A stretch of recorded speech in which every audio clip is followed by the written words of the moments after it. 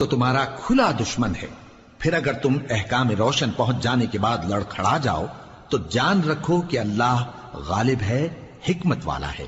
کیا یہ لوگ اسی بات کے منتظر ہیں کہ ان پر اللہ کا عذاب بادل کے سائبانوں میں نازل ہو اور فرشتے بھی اتر آئیں اور کام تمام کر دیا جائے؟ اور سب کاموں کا رجوع اللہ ہی کی طرف ہے۔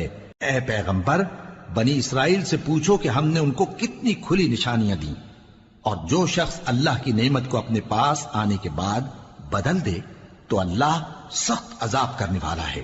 اور جو کافر ہیں ان کے لیے دنیا کی زندگی خوشنما کر دی گئی ہے اور وہ مومنوں سے تمسخر کرتی ہیں، لیکن جو پرہیزگار ہیں وہ قیامت کے دن ان سے اوپر ہوں گے، اور اللہ جس کو چاہتا ہے بے حساب رزق دیتا ہے۔